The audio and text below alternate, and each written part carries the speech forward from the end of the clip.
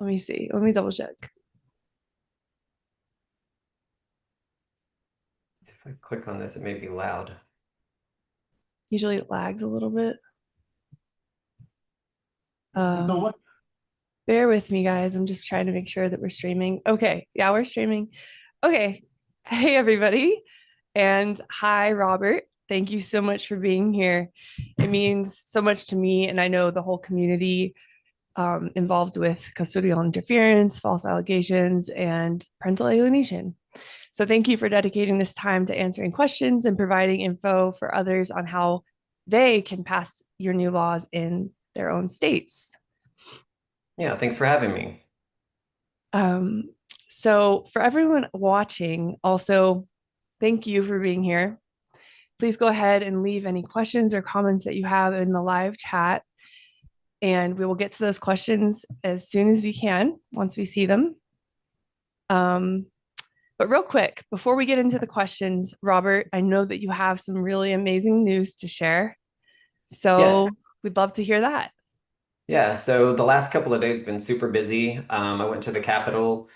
Uh, the three strikes law just went through the Senate, and it went great. It was all the senators voted for it except for one, and I don't think she really understood it, which is fine. You're going to get that. And Mhm. then it went to the House, and then it went through the committee, the Criminal Justice Committee, and we just got word that it went through unanimous in the House also. So now it's going to go to the big house for a big vote, and then it'll go to the governor to sign off, and then it'll be a law in Texas. Oh my gosh. So you Yeah. did it? Yeah, so well, all of us did it, right? Yeah. Like and everyone did it. Everyone that even not in this state, we've had people call the House and the senators and stuff and said that this bill's needed and everything else. So the police department is behind it, judges are behind it. We have some of the strongest advocates in Texas, so it's going well.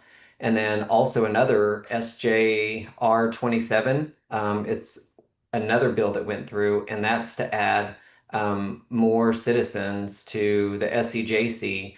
And what that panel is that when you have a problem with a judge, you submit your complaint to the SCJC. And we were having issues with them because they weren't getting to all the stuff that they were supposed to get to. There was less than 1% of judges that got reprimanded that they sent in, very low numbers. So now we're putting 6 or 7 citizens on the judiciary to be able to oversee and be part of this. Oh, wow.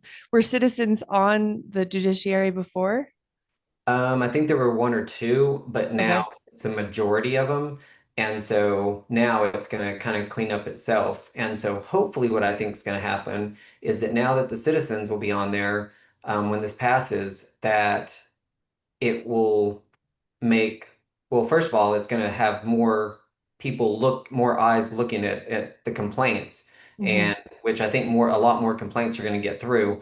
And then we're also taking away private reprimands. So now judges that do stuff, it's not going to be private reprimand where the public doesn't see it. It's going to be totally transparent now. So it's Oh, amazing what wow. we're doing in Texas. And that's not my bill. That's, well, sort of.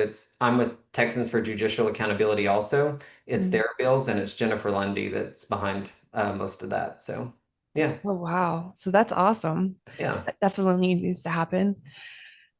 So for everybody who's just now joining the live chat, welcome. Thank you for being here. Really exciting. I've been looking forward to this all week. If you go ahead and leave your questions for Robert in the chat, we will get to them as we see them. I have a few questions already um, ahead of time that people have asked. So I'm just going to start and get into it. So, Robert, well, okay, let's start with this one. Someone said, it feels like there are a lot of people who want change, but the base is very fragmented.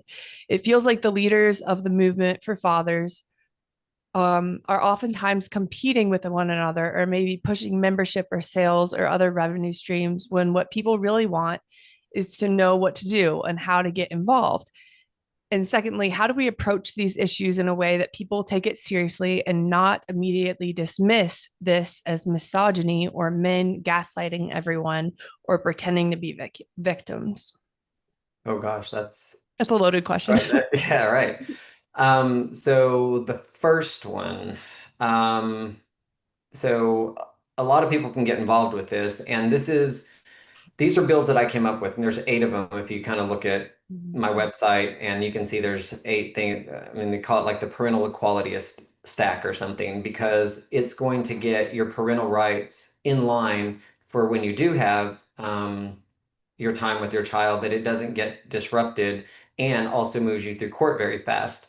And so if you look at the bills, I could have named them after me, my kids, or something like that.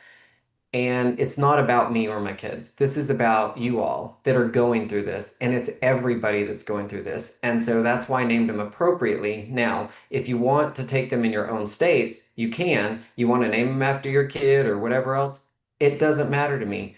It has nothing to do. As long as these bills get passed, have at it. I mean, it's needed, and I think they're named appropriately. And I think that's kind of where all these bills, when you go through the Senate and the House, they're just named numbers. That means Mhm. nothing.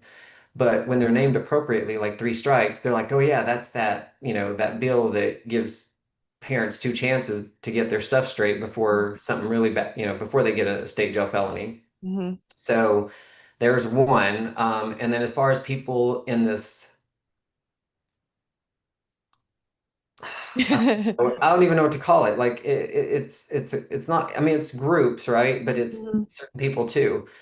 People have they want to say that they've done this or did that, and if it's not going their route, then they try to almost either hijack someone else's ideas, or they throw a wrench in it. And what sucks is it makes the bills fail. And Yeah. I know that this happens because I've seen it in other states, and even this state. If someone doesn't like someone, then they try to throw a wrench and badmouth and whatever else. It's almost like alienating that person from the senator or house rep. It's what we're fighting against, and you're doing it to each other. Mhm. So if they'll just quit playing games like that, and I think it's just a bad industry when you do stuff like that. So if everyone can just get along, this stuff could sail through everybody's states. Yeah, I love what the healing journey just said. Without unity and coherence, there's no forward movement. Absolutely. And I just want to add too, I don't think this is a father's rights issue. I think this is a children's rights issue at the core, Yep, or at least I like to come from it from that perspective. Um, 100%. so Timothy asked, how can I help your cause? And I know that we went over that in the episode a little bit, but how would you answer him really quickly? Well, donate to Maddie. Of course, she's getting the word out for parental alienation. So Maddie's helping my cause just by, having this information go out to more groups and her group. And if you want, you can go to my website, robertgarza.us. You're more than welcome. At the top right, there's a donate button if you want to donate. But the most important part is go to the website. And if you want to be an advocate, fill out the advocacy form, and when we come to your state, we'll be able to look you up, and then we can say, hey, or if you want one of the bills, what I end up doing is, I think I said it in the interview, is that I tailor it to your state, and then you just basically take it gift wrap to your house senator, or your senator or your house rep, and they basically take it to their alleged council, turn it into a bill, and you're off to the races. I make it very, very easy. And the problem that most people had was that they went to their house rep or their house senator, and they didn't know, they told them the problem, but not the solution. This is a solution. Pick one of the 8 things on there, and it will be a solution for you. I love it. So um, when when I see comments of people saying, bring it to New Jersey, bring it to Idaho, bring it wherever, they can actually bring it, right? You They can, can. you can bring it to your own state. Yep. Yeah, all you do is just, like I said, go to robertgarza.us and pick a bill, and then you can most likely get to me through Facebook, or if you don't message me through Messenger, because that thing's filled up already, go to like one of the posts, say, hey, I want it in New Jersey. I sent you a PM, or, wherever it is, Ohio, Nebraska, wherever. And then I'll respond that way. My messenger is blown up. So if you could just do it on a post, I'll get to you pretty fast that way. Excellent. I can relate to the messenger. Sorry to everybody that has messaged me and I just haven't responded. But I have another question. And while we wait for questions in the chat, I will prioritize those for the live chat. But somebody asked, and I thought this was an interesting question, whether you attempted to start fighting back against this system while you were still in legislation, or did you wait until after you were done legislating? So I think what they're trying to say, did I start fighting back at the judicial system or the court system or trying to start legislation while I was in litigation? That's right. That Yeah. makes sense? Okay. Yeah, that's right. So, no, I waited until I was out of the litigation to start fighting back at it. And when I did, I made sure that it was for the right reasons. I wasn't angry. I wanted to see change and I just wanted it not to happen to anyone else. And I don't think I said it in this episode, but I could have retroactive the bill in Texas where I would have got back two to 3 years of time with my children. But it would have stopped up the courts because people going back for their time and everything else. And that wasn't the purpose of it. Mm, That was just so people going from there forward. And I get it. And believe me, I wish I could do that too. But mm, it was the choice of either doing that and having it go through or the chance of it not going through and nobody gets it. mm. So I sacrificed that time to be able to just move it forward.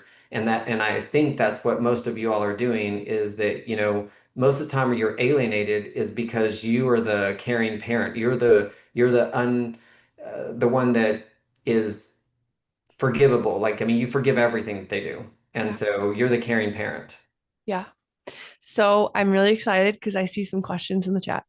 Um, so let's see. Brian Harrell says, Robert, what would you say are the top three groups slash obstacles you see and roadblocks, other than silly backbiting within the like-minded organization? What groups are putting up roadblocks? So I really don't see groups as roadblocks. I see them as echo chambers. And I Mm, think it's good that you're in there echoing the same thing, but nobody's doing anything about it. And I think that all these groups are needed because when you echo this, you teach other people what the problems are. Like people didn't know what parental alienation was. You go to colleges and you teach them, and they're like, oh, wow, now I understand what this is. Once you have that understanding, this has been perfect for the last couple of years because social media has grown this very well, like mm-hmm, your channel. And it's been an echo chamber, and you've taught enough people. So now they have that education. Now we could take them to the next step. yeah, Now that you know what this is, now you can solve that solution or you can solve that problem with a solution. mm, And here is where you can do it. mm-hmm. I think that's really important. What I love about these particular laws is that they would have potentially ended the psychological abuse that I was going through. And I mean, that's just so incredible. And it means so much to me. Yeah. Let's It would see. have We have, stopped the fighting before it started. It would have, yeah, if you would have started a little bit, that first $500 fine, or that first time that they returned the child when they returned the time after the allegations ruled out, they wouldn't do it again. They just wouldn't. it's so funny that you say that because right before we got on this, I was actually talking to my dad on the phone. I was telling him about this live chat that we're doing tonight and about the episode and about these laws that you're passing. And I'm like, Dad, if the three strike law had been in place back then, you could have called and gotten, it would have been a misdemeanor and a fine, a misdemeanor and a fine. Mom would not have wanted to go to jail. That would have been threat enough for her to make me go. Like that would have been threat enough. Um, so yeah, this really for me, I'm just so excited about this because I think it's going to help so many kids. I think it's also going to help so many parents, but kids as well. And it's just it's so very needed. And I hope this spreads through all the states. And everyone listening, you can get this in your state right now. Mhm. All you have to do is just get the bill and take it to your legislator, and you'll get it. Yeah, it really is just a great move forward. All eight, all eight. So we have some more questions. Homestyle Gravy, love that name. Protective slash no contact orders for severe alienation are controversial. Do you have any ideas of how to codify into law the criteria for when this child protection measure is warranted? That's a tricky one. So, yeah, no contact orders. So even protective orders and restraining orders are a violation of your Fifth Amendment right and your 14th Amendment right for care, custody, and control, and your Fifth Amendment right for due process. The courts can't do that. They would never do this in a criminal court, but they do it in family court. That change is coming soon also. So yes, there's stuff coming, and the time taken, time back actually is for some of this because I was under a no contact order for about 3 months with my kids, and then they were alienated, and then I had to get them back and do all that stuff. But I understand what you're going through.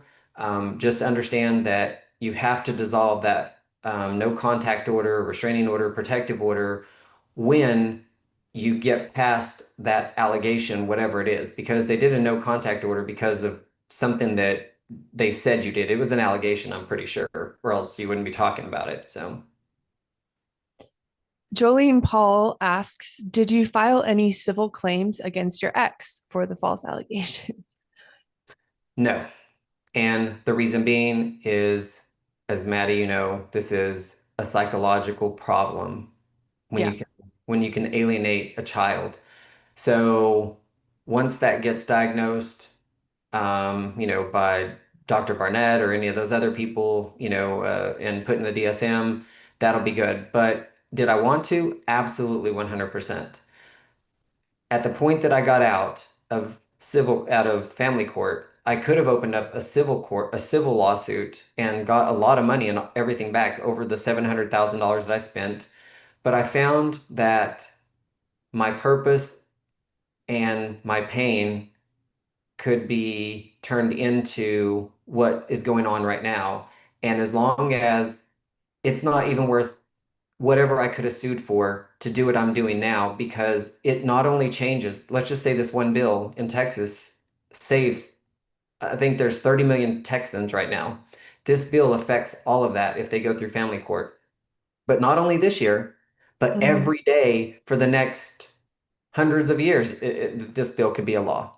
So when you can make that type of change, suing somebody is not your purpose is placed someplace else. Mhm. People have actually asked me the same type of question. Like, could you sue your mom or go after your mom? And I'm like, no, it's not worth it's the same answer I have. Yep. So we have a lot of questions, which I love. Keep them coming. Because I think there is a lot to learn. Let's see. Michael Sayan says, is there a way for us to see a list of which states have or don't have the bills that are being worked on? Uh, Is yes. Yeah. Yep, you can go to robertgarza.us and click on the bill stack, and it'll tell you to put in your zip code, and then it'll show you. So, like if you put in a zip code for Texas, it'll show you which bills already passed, where they are current legislation, or if it says coming soon or something like that, then that means that it's not yet given to someone in your state. But you want to sign up to be an advocate because what I'm going to do is I'm going to take, let's just say there's 10 people in Arizona that sign up. So I'm going to query that list, and I'm going to say, okay, there's 10 people here, 20 people, and I'm going to give all of you, someone, each other's group names and phone numbers or whatever. And then I will put all of you in a Zoom together and I will talk to you directly. And so this is the most effective way to do it. And it just makes sense. So. Wow. I can imagine that would be a really supportive and empowering community too for parents or anyone who wants to be involved. Right. Yeah.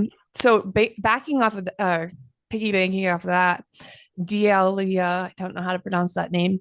It asks, is there a way to support these bills while still in active litigation? It kind of was similar to the other question that was asked. Yeah. Yeah. So when I was doing this, I wish there was something like this. When I was going through litigation, I would have jumped on it immediately. But what you can't do is use it as a sword or a weapon and put, oh, look, I'm supporting this bill, I'm behind it, I'm going to take this and put it on your social media to threaten your ex, basically saying, Mhm. look, this is not meant for that. This is meant to do it. Even the time taken, time back bill, you didn't see me post anything about it until after it passed because I wanted it to be it wasn't meant for this. It was meant to just save people from going through this. And if you do it with a pure heart, I guarantee you, God will bless you, and it will go through the first time, unanimous, bipartisan, just like it did in Texas.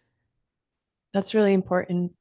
And that's why I have included you and brought and interviewed you because I see that you do have good motives and not everybody out there does. Um, okay, so sorry, it keeps going back and forth. We have a question that says, Deanna Anderson, does age become a factor if the child is refusing because they are completely alienated and really believes that they should fear the other parent? So I have a quote on my Facebook page. It has a snake on it that talks about, the parent is not being a parent if they don't, have the child go. And they're really not giving them a choice because they're going to have to suffer those repercussions when they get home if they give that child that choice and it goes. Mhm. So I told legislators this too, and some bring up that question whenever you're doing the three strikes. So what if the kid doesn't want to go? Yeah. Well, what if the kid doesn't want to go to school? Mhm. It's the same thing. You have truancy laws there that the parent's going to be in trouble if that child doesn't go to school when it's enrolled. And so the same thing applies if the parent with this three strikes law is going to be in trouble if they don't make that child go until they're 18. You have to be a parent. You can't be a friend. Mhm. You are a parent. Well said. Andrew Sorensen says, how does the law address using mandatory reporters for false allegations? So that's always going to happen that way. But the reason for the time taken, time back, when the allegations ruled out, um, then when they returned the child, they returned the time. The whole point of that was to disincentivize false allegations because if you're going to hijack their Christmas and then when they rule out that allegation and you get the child back, they're going to miss two Christmases in a row. Mhm. They're not going to keep doing this. um, the bill that we did in North Dakota gave double the time back. So, I like yeah, that, so actually. I like that exactly, more. right? Yeah. Yeah. So I worked and some other people worked with the legislators there in North Dakota. So we're kind of finding where these fit, but it's working out well. It's the same thing. Yep. Timothy Harmons asks, when does the SB 2794 take effect? So when that goes through the House here pretty soon, it's going to be very quick. It should when it goes through the House and the governor signs off on it, it will go into effect September 1st, 2025. So very quickly. School Wow, that is starts. quick. Oh yeah, Yeah. school starts mostly in September, so it'll start then. Thumbs up for that. Okay. Um, so this is not a question necessarily, but I saw a comment I wanted to highlight because I think some people have actually my dad too tonight when I was telling him about the three strikes and that the third strike is a felony and hey, mom would go to jail. He was kind of taken aback by that a bit, and I don't think it's too drastic personally, but I want to highlight what Claudia Ovales says in the comments. She says, we don't want to make the other parent a felon. They are doing that on their own. We just want to love our kids. And that's absolutely right. They have the choices, they know what's at stake, and they make their own decisions and they reap the consequences. Yep. Now, funny about Claudia Valles, do you know who she is? Oh, yeah, I love Claudia. Okay. Yeah. Yeah, yeah. So she came out with a policy kind of close to what this is, but it was a $0 to $500 fine. But then every city in Texas had to adopt it, and that was 1,200 cities. Basically, this was done 2 years ago, and only maybe three cities adopted it. And so now with this three strikes law, it'll be a set $500 fine, and it will be in every city in Texas when it becomes a law. And so that finality, and just so you know, we're not trying to jail parents. If you think about it, this right now is a state jail felony right now. What I've Mhm. done is amended that to two misdemeanors before it's a felony to kind of stop that behavior before it gets out of hand. I love that it also shows a pattern of behavior, of poor behavior. Yep. Okay. Jolene Paul says if false allegations are made to police instead of CPS, leading to an unlawful arrest, would your bill still work? Yes. So in what we're amending stuff now, and there's another one coming up. I haven't advertised it yet. So my three strikes, there's a Mhm. civil penalty coming through Texas also. I just hadn't said anything about it because I don't want, groups to go crazy on it or whatever. But there's a civil penalty that's going to go through. So first of all, lying to a police officer and making false statements usually is a state jail felony or at least very minimum a misdemeanor in every state. You can't Mhm. lie to the police. So that's a criminal matter and there's already laws against it. So you can go that route with it. The other thing with the time taken, time back, yes. If you did it through CPS, it works that way. We're going to amend it also that it's all investigative agencies also. So you can still do it because the spirit of it is still there in whoever investigated. It doesn't matter if it's the DA or anybody else. You can say, look, here's a time taken, time back. It's in code and it says, through CPS, but it could also be interpreted as all investigative agencies if you wanted it to. Okay, that answers his question, hopefully. Let's see. Alienated Gma says, Robert, could the three strikes bill include grandparents? I received one of the first grandparent access orders, and mother stopped my access for over 4 years. I believe so. If you have a court order that says that's your possession time and they used a false allegation against you, yes. Because they were asking about the three strikes or the time taken. Three strikes bill. Okay. So the three strikes, yes, if you have a court order and they didn't bring your kids to you, as of September 1st, 2025, you'll be able to call the police and that would happen. That's If good to you're in know. Texas. Yeah. Yeah. Oh, Oh, okay. So the question that we answered before about the protective orders, yeah. Homestyle Gravy is clearing up what they were asking. They said, thanks for the response, but I meant protective orders to protect the child from the psychological abuse of alienating behaviors. Has anyone tried to legislate the appropriate use of that? And I don't know the answer off the top of my head, but I know that Dr. Childress is his protocol is to have a protection order for the child against the alienating parent and to separate them. Yeah. So because of Maddie's channel, educating so many people too on alienation, and all these, Dr. Harmon and Childress and Warshak and all these other people that came before us, they did a really good job. But now because of social media, we could do so much more education on this stuff. But I had a House member talk about violence when they were talking about this three strikes law and they had a domestic violence group say, hey, what if they're running from domestic abuse? And this would harm a protective parent. And I'm like, no, it will not, because this actually right now it's a state jail felony right now. In fact, we have a parent that got a state jail felony when he was taking his child to like a shelter home because he was being abused.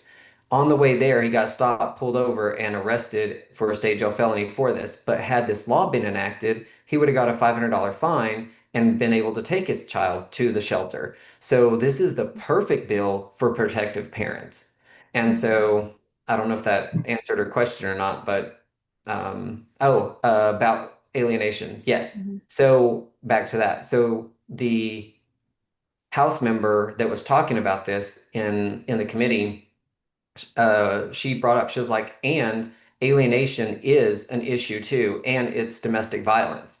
So This is getting out there more and more. Wow, I'm Yeah, surprised she to was hear like that. when you are withholding a child from a parent, Mhm. that's alienation, an alienating behavior, and that is child abuse. It's psychological child abuse. Correct. Mhm. So I think there are diagnoses that could already be made for a child undergoing parental alienation that have nothing to do with the term parental alienation. It's And a I would just, behavior. yes, I would just refer you to Dr. Childress's work on that. And I have a video coming out about the specifics on that too. Um, I'm going to try to get through these questions. Andrew Sorensen, I feel very bad for you. I'm sorry you're going through this. He says, what if allegations are continuing every month or so? I was considering a civil case for harassment because it is continuing with me having no recourse and concerned every day. Do you have any advice for him, Robert? Yes. So I think you should. If you have the funds to do it, it's just by the time that I had this, I could either choose to get my children back or start another fight and fight family court, fight criminal court at the same time, and lawsuits and defamation and slander and whatever else. I chose to just get my children back. And so, but if you have the funds, I mean, if you want to civilly sue them, that would be another route for sure to make them stop because it is defamation and slander when they're making false allegations and those allegations have been ruled out. Mhm. If they've made them directly, absolutely do it. Could he also possibly bring the time taken, time back law or the three strikes law to his state and then use those in his own case? Yes. And the crazy part is I have people in other states right now trying to use the Texas law in their states by telling judges, look, this is a law in Texas that when you return the child, you return the time. You have that option to do it right now. Judges in Texas had that option to do it then. They weren't doing it, even though they had the option. So this bill took that discretion away, and now they shall give that time back. So I'm asking you, you have the discretion right now. Do you want to return the time? If they don't, s- throw my bill in there, and when they return the child after that allegation has been ruled out, then you'll get that time back. Mm. And you have to think they're violating your parental rights by taking them on a precaution. All this bill does is it rights that wrong that they did. Hmm. In my opinion, they should be punished even more than that, but this is a They should, but you know what? good It was a start. very pretty bill. You return the Hmm. child, you return the time, no harm, no foul. There was, don't get me wrong, and they shouldn't have been able to do it in the first place. But since family court doesn't go by constitutional law and your Fifth Amendment right for due process, then Yeah. So QT113 says, how do we get in touch with Mr. Garza to be included on the state Zoom calls? I'd like to push this in my state. I know you said it a couple times, but robertgarza.us. Yep, go to robertgarza.us, sign up to be an advocate. And when we get to your state, we'll do that. Now, just so everybody knows, it may take another month or so because I'm so focused on the legislation passing here in Texas. Because if it doesn't pass in Texas, then it's going to be another 2 years. So, just hang tight, put your stuff in there, and we will get to you. Actually, we're getting to people pretty fast too, because some of these groups are already formed, and we'll just put you in those groups. Now, we're also doing Canada, Australia, and some other countries. So if you're in these other countries, go ahead and put your information in there also. I didn't know that. Thanks for mentioning that. Oh, yeah. People are going to be excited about that. Okay. In the states that have, oh, sorry, Brian Harrell, in the states that have passed the legislation, are you seeing that judges are adhering to mandates? Is judicial immunity an issue for getting compliance from judges? How can we track this?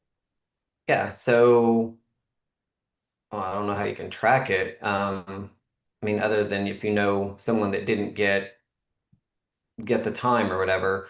I've even been asked to come to some of the hearings where they're asking for the time back, and I didn't need to go because the judge gave it to them.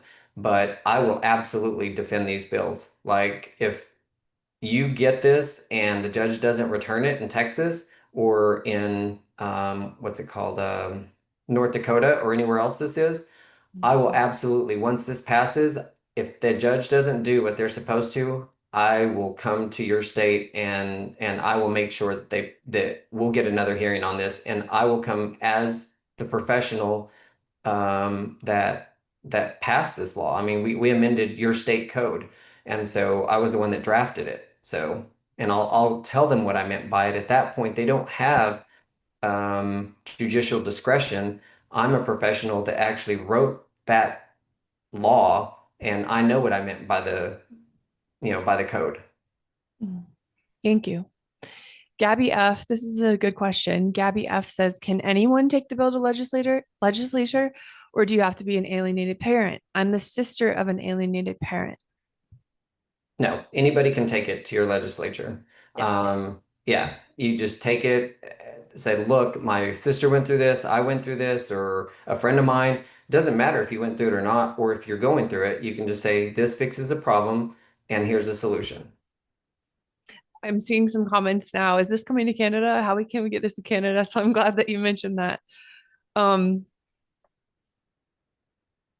oh, okay. This is a good question too. Claudia at Ovalis asks, Robert, do your children know about your advocacy efforts? They do. I was saying, they know.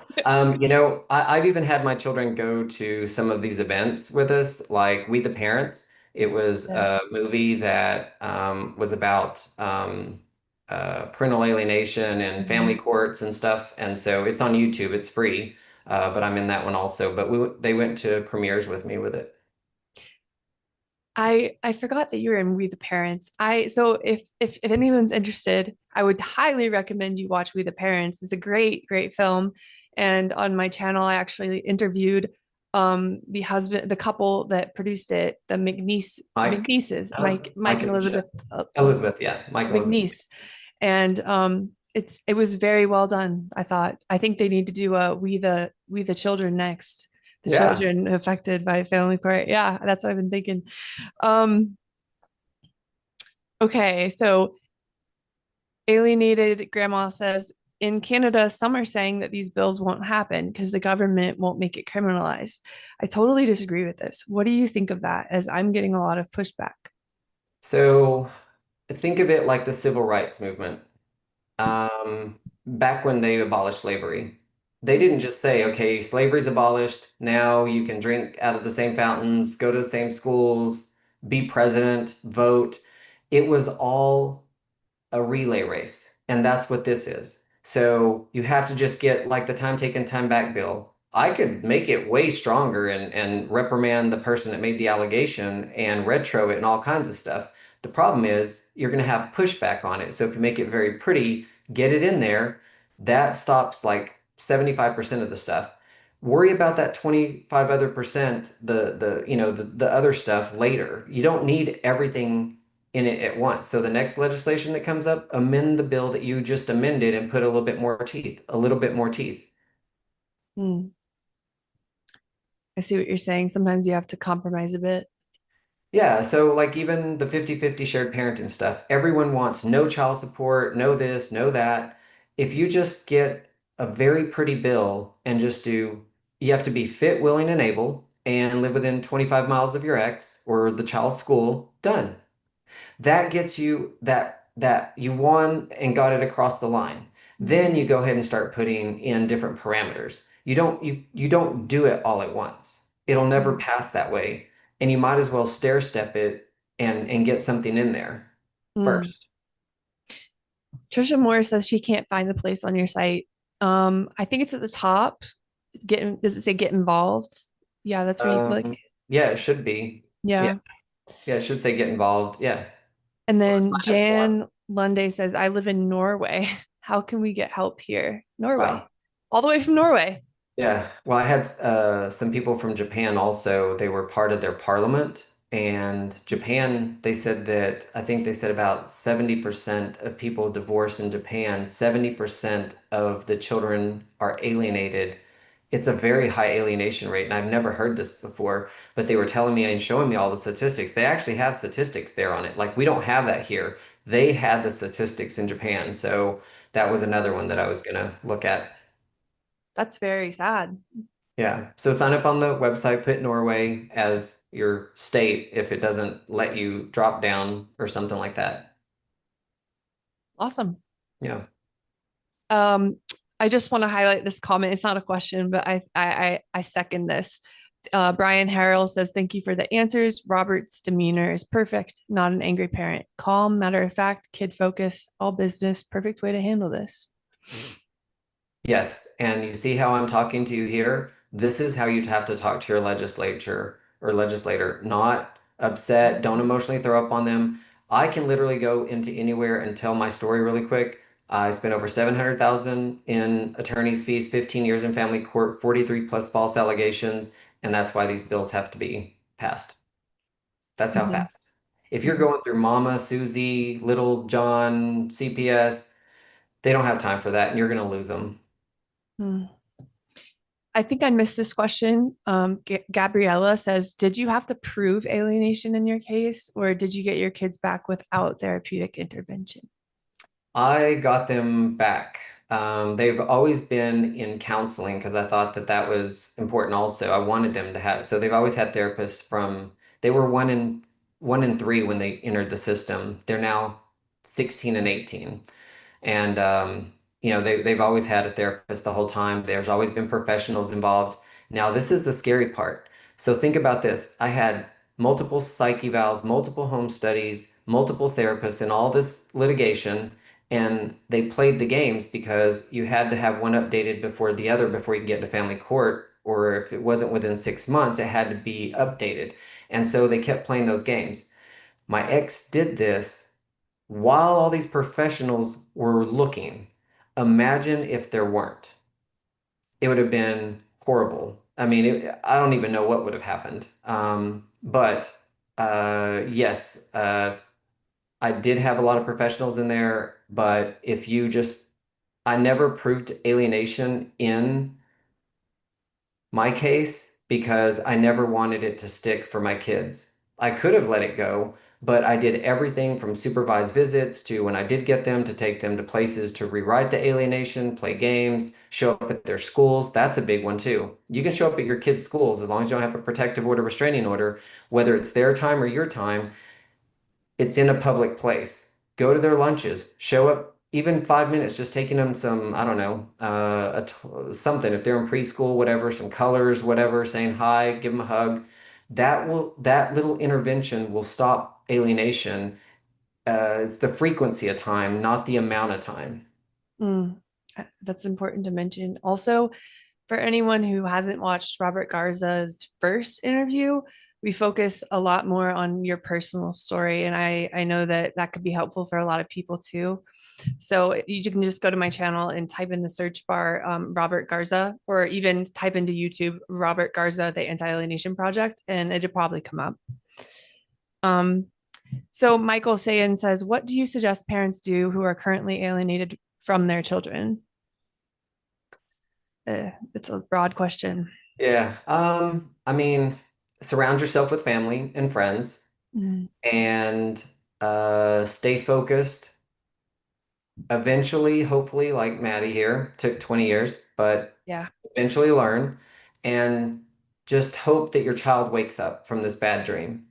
But if you're trying to contact them, don't ask them questions if you have their cell phone and there's not a protective order, restraining order, and you can contact them. If they're being alienated or whatever, send them emojis, just a heart every now and then, or every Monday, or whatever, something that they don't have to respond back, but they know that you're thinking about them. That really touches them, even though they hate it, they like it because they know you're thinking about them, and it just keeps them aware of you, that you didn't give up. So don't give up. Yeah. If you've overspent and you can't be in family court anymore, then don't do that. You still need a home, a house, and everything else for them to come home to when they do come back. Mm. Deanna asks, "My stepdaughter lives in California and her father and I live in Tennessee. Do we still have to live in California to be an advocate?" No, no. You sign up anywhere you want. So if you live in Tennessee and your child is in California, Mm. I can help you if you want to do the laws helping the California advocates as well as the Tennessee advocates. So you can be as much as an advocate as you want. Oh, really? So you don't have to, you're not confined to your own state? Oh no, mm-mm, no. Now, when Mm, you go to these, let's just say you live in Tennessee and you go to California. So mm, you find out the zip code where your child lives, and you go to that state senator or that House rep and say, look, my child lives in your zip code. They're a constituent. I'm their parent, so I am too, by proxy. And so they'll oh, listen to you. Yeah. And these okay. are good bills. You got to think of it this way. Even if you don't live there, I'm going into these states and zooming in to these senators and House reps like North Dakota, and they're even calling me on the phone, and we're going through these bills. They want to pass good legislation. When you have legislation like this, they want that legislation because it's another notch in their belt, to show that they passed something else. That their Mm, their whole purpose is to pass legislation and good legislation, and this is that. mm. So in theory, I could help with the advocacy here in Utah and in North Carolina, where I was actually going through the alienation Mhm. as a child. Yep. Okay. It's really good to know.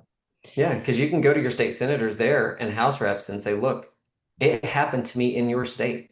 Yeah. That's powerful. Yeah, I might do that. Because I don't think it's been passed there. Mm-mm. Andrew says, for informational purposes, are there examples of alienating behaviors that aren't covered by these bills? So there's another bill that I have that I haven't talked about it, but maybe I did in the video. So it's alienating behaviors. If you're going through family court, and there's a bill that I wrote also or drafted that if there's alienating behaviors to be found, which is like interference with child custody, bad mouthing, all this stuff, then that parent that is found to have been doing those alienating behaviors. Notice that didn't say parental alienation, Mhm. alienating behaviors. Then the judge could rule that they pay all your fees, all your court costs, all of your attorney's fees, supervision, everything. So if there's alienating behaviors to be found, this is going to solve that. It's going to stop playing the games, is what these bills are focused on. These are all great. I hope that one day there will be a bill that if alienating behaviors are found, um, there's some type of custody change, Mhm. protective order for the child. And I think probably need to start calling it psychological child abuse. Really just call it what it is. I mean, it's it We'll call it the the Anti-Parental Alienation Project. um so this has just been great. Thank you so much, Robert. I really encourage everybody to go to Robert's website and sign up to be an advocate. You can be a parent, you can have gone through this abuse as a child, or be a sister or brother to someone who's been through this. Um, Robert, do you have anything else you would like to add to anyone listening out there? Um, just to keep your head up, I went through 15 years of this, so I'm sure you all know what this feels like.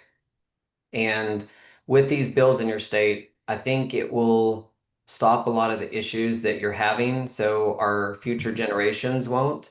And I talked about this in the podcast. If anything happens to me, I've left an amazing footprint for people to be able to do this in every state, and it's there. Like this is not going to stop. Like this is like one of the biggest civil rights movements since the civil rights, with the shared parenting, with alienation. We're on a forefront to fix these issues right now, and I think it's getting there. And so you can't have a strong nation without having strong families. And so this is going to get us there. I couldn't say it better myself. Um, and as someone who went through this as a child for way too long, um, it's really satisfying and important to know that there is a blueprint for beginning to help children with legal measures to stop going through this abuse. Because for so long, the family court has actually enabled and allowed this abuse to continue. Yes, And so I'm just so appreciative and really wanting to be involved however I can. And I hope other people have gotten their questions answered. I'm sure that if you have more questions, please leave it in the comments of this video or the other video, and I'll try to answer them. Perhaps Robert will jump on and try to answer some of them. yep. Um, Oh, I, please follow me on Facebook too. That's oh usually yeah, yeah. where I post everything. I wish I had all these different platforms, but I don't have time for them. I'm too busy trying to pass the legislation stuff. So if you want to follow me or message me on Facebook, not Messenger, but leave a comment in one of the posts or whatever, I get notified and I try my hardest to answer every question. I will say you are so good at responding to people's comments. You respond to like almost every single comment. I don't know how you do it, Hundreds but of comments, yeah. yeah. That's right. Please, please follow Robert Garza on Facebook. That would be very, very helpful. And please stay tuned with his work. You're doing great work, Robert. And I hope that we can reconnect in the future and perhaps do another one of these lives so that people can continue to support you. And I'll Absolutely. put your Facebook link and your website link in the descriptions of this live chat and the other episode. Thank you, everybody, for being here and taking the time to be here. Thank you, Robert, for your time, your effort, your energy, everything. And congratulations on the good news for this week. Yeah, it's Um, amazing. yeah, it's great. It's just so amazing. And I know it's just going to be replicated in so many other states. So it's exciting and a lot of good things on the horizon. Yep. I hope, well, I'll put it out there now too. So I hope with this new administration that if they have someone to reform family court, Mm. I volunteer. Yeah. Yeah, I nominate you. I nominate you to do Yeah. it. Well, I can't wait to see what the future holds. And thank you guys so much for being here. I hope everybody has a great weekend, great Memorial Week Day weekend. And I'll see you in the next one.